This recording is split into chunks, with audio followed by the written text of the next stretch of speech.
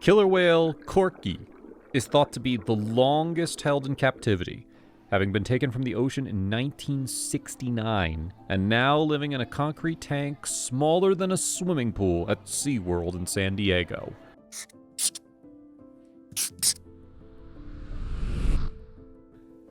An orca who has spent the last 48 years in a concrete tank at Seaworld has been labeled the saddest in the world after losing all 7 of her calves.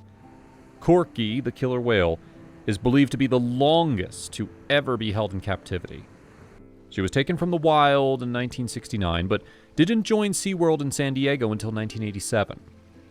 Wild orcas can typically live 80 to 90 plus years, but SeaWorld often describes Croky as an old whale.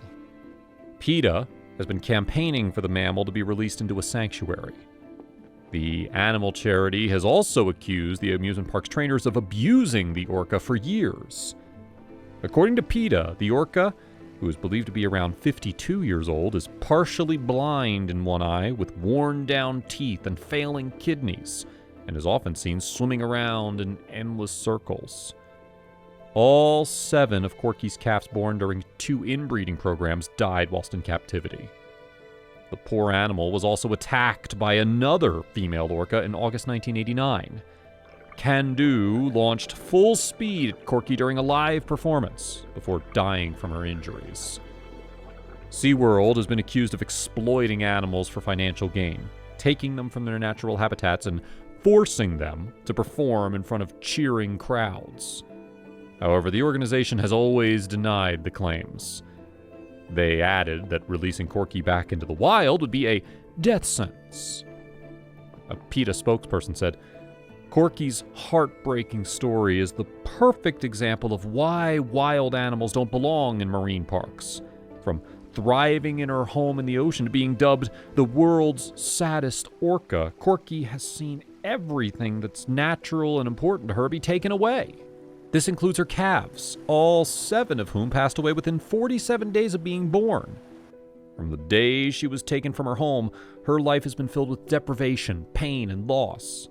PETA is urging SeaWorld to undo some of the harm it has done by releasing Croky and the other animals it holds captive into seaside sanctuaries, where they could have a semblance of the life that was taken away from them." SeaWorld said, "Croky receives a standard of care that exceeds those set by the government agencies and meets those of independent third-party animal welfare groups that monitor and endorse the care of animals in accredited zoos and aquariums. The knowledge gained from her care and study in our accredited zoological setting helps researchers, scientists, and veterinarians better understand and conserve these majestic animals in the wild." They also added, "Sea sanctuaries are not a viable option for Croky. We're not aware of one that's built that could be assessed as an option. Ocean-based housing would expose her to a range of health hazards, bacteria, viruses, pollution, poor water quality that Croky does not encounter in human care and against which her immune system may be unable to cope.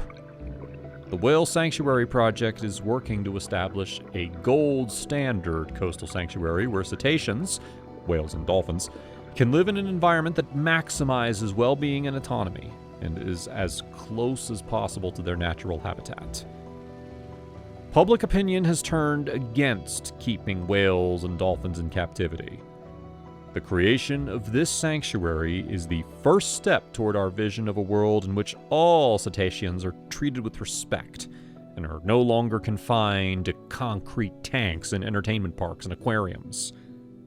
There are sanctuaries for many land animals who are being retired from zoos and circuses, and now is the time to provide them for whales and dolphins. This first-of-its-kind sanctuary is being created in Port Hilford, Nova Scotia, and it is being designed to serve as a model for many more that can then be built all over the world in the coming years. As part of their overall mission, a team of global experts also assists in the rescue, rehabilitation, and care of cetaceans in the wild.